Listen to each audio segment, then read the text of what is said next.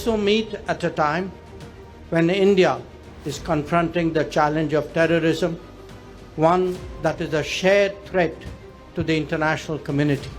I thank those who have expressed solidarity with us and understand the resolute response that is underway. ಸ್ನೇಹಿತರೆ, ಒಂದ್ ಕಡೆ ಪಾಕಿಸ್ತಾನ ಭಾರತದ ಮೇಲೆ ದಿನನಿತ್ಯ ದಾಳಿಯನ್ನ ಮಾಡ್ತಾ ಇದೆ. ಡ್ರೋನ್ ದಾಳಿಯ ಮೂಲಕ ಭಾರತಕ್ಕೆ ಸಮಸ್ಯೆಯನ್ನ ಉಂಟು ಮಾಡಬೇಕು ಅನ್ನುವಂತಹ ಪ್ರಯತ್ನವನ್ನ ನಡೆಸ್ತಾ ಇದೆ. ಜಮ್ಮು ಮತ್ತು ಕಾಶ್ಮೀರ, ರಾಜಸ್ಥಾನ, ಪಂಜಾಬ್ ಸೇರಿದಂತೆ ಹಲವು ಕಡೆ ಪಾಕಿಸ್ತಾನ ಡ್ರೋನ್ ದಾಳಿಯನ್ನ ನಡೆಸಿದೆ. 100ಕ್ಕೂ ಹೆಚ್ಚು ಡ್ರೋನ್ಗಳಿಂದ ದಾಳಿ ನಡೆಸಿದ್ದು, ಪಾಕಿಸ್ತಾನದ ಈ ಒಂದು ಕುತಂತ್ರಕ್ಕೆ ಭಾರತೀಯ ಸೇನೆ, ನಮ್ಮ ಇಂಡಿಯನ್ ಆರ್ಮಿ ಸರಿಯಾದ ಪ್ರತ್ಯುತ್ತರವನ್ನು ಕೊಟ್ಟಿದೆ. ಇದರ ಬೆನ್ನಲ್ಲೇ ಪ್ರಧಾನಿ ನರೇಂದ್ರ ಮೋದಿಯವರು ಒಂದು ಹೈ ವೋಲ್ಟೇಜ್ ಮೀಟಿಂಗ್ ಅನ್ನ ನಡೆಸಿದ್ದಾರೆ. ಇದರಲ್ಲಿ ವಿದೇಶಾಂಗ ಸಚಿವ ಎಸ್ ಜೈಶಂಕರ್, ರಾಷ್ಟ್ರೀಯ ಭದ್ರತಾ ಸಲಹೆಗಾರ ಅಜಿತ್ ದೋವಲ್, ವಿದೇಶಾಂಗ ಕಾರ್ಯದರ್ಶಿ ವಿಕ್ರಮ್ ಮಿಶ್ರಿ ಹೀಗೆ ಹಲವು ಪ್ರಮುಖರು ಇದರಲ್ಲಿ ಭಾಗಿಯಾಗಿದ್ರು. ಇವರ ಜೊತೆಗೆ ನರೇಂದ್ರ ಮೋದಿಯವರು ಅತ್ಯಂತ ಉನ್ನತ ಮಟ್ಟದ ಮೀಟಿಂಗ್ ಅನ್ನ ನಡೆಸಿದ್ದಾರೆ. ಇನ್ನು ಭಾರತದ ಗಡಿ ಭಾಗದಲ್ಲಿರುವಂತಹ ರಾಜ್ಯಗಳನ್ನು ಗುರಿಯಾಗಿಸಿಕೊಂಡು ಪಾಕಿಸ್ತಾನ ನಿರಂತರ ಡ್ರೋನ್ ದಾಳಿ ನಡೆಸ್ತಾ ಇದೆ. ರಾಜಸ್ಥಾನದಲ್ಲಿ ಕೇವಲ ಅರ್ಧ ಗಂಟೆಯ ಅವಧಿಯಲ್ಲಿ ಪಾಕಿಸ್ತಾನದ ಕಡೆಯಿಂದ 2 ಡ್ರೋನ್ ದಾಳಿಗಳು ನಡೆದಿವೆ ಅಂತ ಹೇಳಲಾಗ್ತಾ ಇದೆ. ಇನ್ನು ಈ ಒಂದು ದಾಳಿಗೆ ಭಾರತ ಸೇನೆ ಅಥವಾ ನಮ್ಮ ಇಂಡಿಯನ್ ಆರ್ಮಿ ಸರಿಯಾದ ಪ್ರತಿಕ್ರಿಯೆಯನ್ನು ಕೊಟ್ಟಿದೆ. ಆ ಡ್ರೋನ್ಗಳನ್ನು ಹೊಡೆದುರುಳಿಸುವಲ್ಲಿ ಭಾರತೀಯ ಸೇನೆ ಯಶಸ್ವಿಯಾಗಿದೆ. ಇನ್ನು ಪಾಕಿಸ್ತಾನದೊಂದಿಗೆ ಯುದ್ಧದ ಕಾರ್ಮೋಡ ಇರುವಂತಹ ಈ ಸಂದರ್ಭದಲ್ಲೇ ಸೇನೆಯ 3 ಪಡೆಗಳ ಮುಖ್ಯಸ್ಥರೊಂದಿಗೆ ರಕ್ಷಣಾ ಸಚಿವ ರಾಜನಾಥ್ ಸಿಂಗ್ ಅವರು ಸಭೆಯನ್ನು ನಡೆಸಿದ್ದಾರೆ.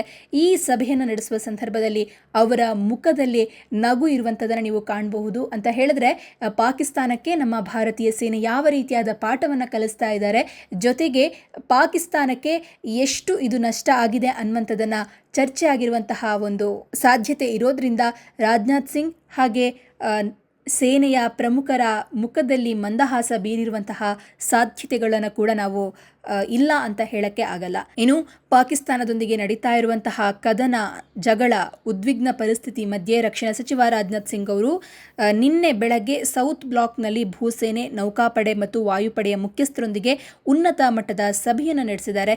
ಈ ಸಂದರ್ಭದಲ್ಲಿ ಭಾರತೀಯ ಸಶಸ್ತ್ರ ಪಡೆಗಳ ಮುಖ್ಯಸ್ಥರು ಗಡಿಯಲ್ಲಿ ಇತ್ತೀಚಿನ ಬೆಳವಣಿಗೆಗಳು ಮತ್ತು ಮುಂದಿನ ಕಾರ್ಯತಂತ್ರ ಏನು ಅಥವಾ ನಮ್ಮ ಸ್ಟ್ರಾಟಜಿ ಏನು ಅನ್ನೋದರ ಕುರಿತು ರಾಜನಾಥ್ ಸಿಂಗ್ ಅವರಿಗೆ ಸೇನೆಯ ಪ್ರಮುಖರು, ನಾಯಕರು ವಿವರಿಸಿದ್ದಾರೆ ಅಂತ ಹೇಳಲಾಗ್ತಾ ಇದೆ.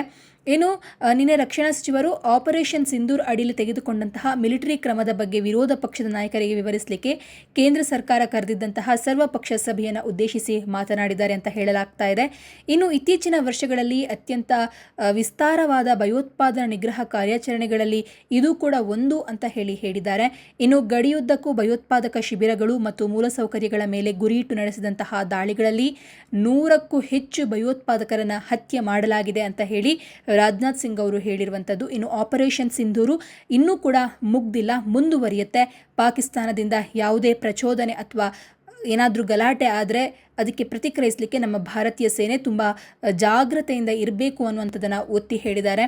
ಇನ್ನು ನಮ್ಮ ಸೈನಿಕರು ಜಗಳವನ್ನು, ಕದನವನ್ನು ಜಾಸ್ತಿಗೊಳಿಸುವ ಉದ್ದೇಶ ಇಲ್ಲ, ಆದರೆ ಶತ್ರು ಪಡೆಗಳು ಮತ್ತೆ ದಾಳಿ ಮಾಡಿದ್ರೆ ನಾವು ಪ್ರತೀಕಾರವನ್ನು ತೀರಿಸಿಕೊಳ್ಳಲಿಕ್ಕೆ ಯಾವುದೇ ರೀತಿಯಾದ ಹಿಂಜರಿಕೆ ತೋರಿಸೋದಿಲ್ಲ ಅಂತ ಹೇಳಿದ್ದಾರೆ. ಇನ್ನು ರಕ್ಷಣಾ ಸಚಿವರೊಂದಿಗೆ ನಡೆದಂತಹ ಸಭೆಯಲ್ಲಿ ರಕ್ಷಣಾ ಪಡೆಗಳ ಮುಖ್ಯಸ್ಥ ಜನರಲ್ ಅನಿಲ್ ಚೌಹಾಣ್, ಸೇನಾ ಮುಖ್ಯಸ್ಥ ಜನರಲ್ ಉಪೇಂದ್ರ ದ್ವಿವೇದಿ, ನೌಕಾಪಡೆಯ ಮುಖ್ಯಸ್ಥ ಅಡ್ಮಿರಲ್ ದಿನೇಶ್ ಕೆ ತ್ರಿಪಾಠಿ, ವಾಯುಪಡೆಯ ಮುಖ್ಯಸ್ಥ air chief marshal Amarpreet Singh ಮತ್ತು ರಕ್ಷಣಾ ಕಾರ್ಯದರ್ಶಿ ಆರ್ ಕೆ ಸಿಂಗ್ ಸೇರಿದಂತೆ ಸೇನಾ ಉನ್ನತ ಅಧಿಕಾರಿಗಳು ಮತ್ತು ಹಿರಿಯ ಅಧಿಕಾರಿಗಳು ಈ ಒಂದು ಮೀಟಿಂಗ್ನಲ್ಲಿ ಭಾಗವಹಿಸಿದರು. ಇನ್ನು ಪಾಕಿಸ್ತಾನ ಯಾವುದಾದ್ರೂ ಕಠಿಣ ದಾಳಿಯನ್ನ ಭಾರತದ ಮೇಲೆ ಮಾಡಿದ್ರೆ ಅಥವಾ ಭಾರತದ ವಿರುದ್ಧ ಏನಾದರೂ ಕುತಂತ್ರವನ್ನ ತೋರಿಸಿದ್ರೆ ಅದಕ್ಕೆ ಸರಿಯಾದ ಪ್ರತಿಕ್ರಿಯೆ ಹಾಗೆ ಅದು ಮುಟ್ಟಿ ನೋಡಿಕೊಳ್ಬೇಕು, ಆ ರೀತಿಯ ಪಾಠವನ್ನ ಕಲಿಸಲಿಕ್ಕೆ ಭಾರತ ರೆಡಿಯಾಗಿದೆ ಅಂತ ಹೇಳಿ ಜೈಶಂಕರ್ ಅವರು ಕೂಡ ಎಚ್ಚರಿಕೆಯನ್ನು ಕೊಟ್ಟಿದ್ದಾರೆ. To join you all on this occasion to mark the 80th anniversary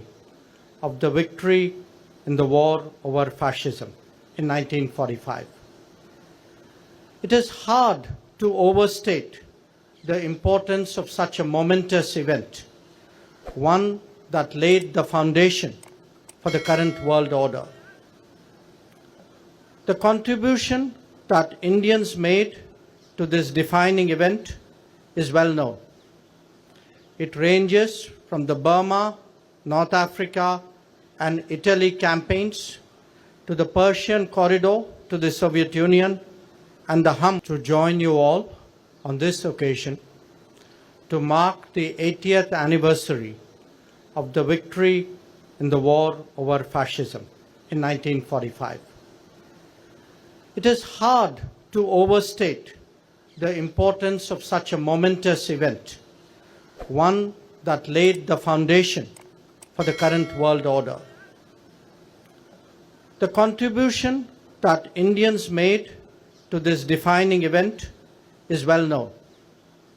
It ranges from the Burma, North Africa, and Italy campaigns to the Persian corridor to the Soviet Union and the hump over the Himalayas. I am glad today, Ambassador, to see that the Russian embassy specifically recognizes that effort through a plaque. In the years that have passed, much has changed. As decolonization gathered pace, the membership of the United Nations has quadrupled. There has been a significant rebalancing of the global economy. The world has begun to return to its natural diversity and pluralism. Today, we strive to create a more equal and contemporary global system, especially through reformed multilateralism. India hopes that this would be done through deeper international cooperation inspired by the manner in which the world came together 8 decades ago. Excellencies, friends, we also meet at a time when India is confronting the challenge of terrorism, one that is a shared threat to the international community.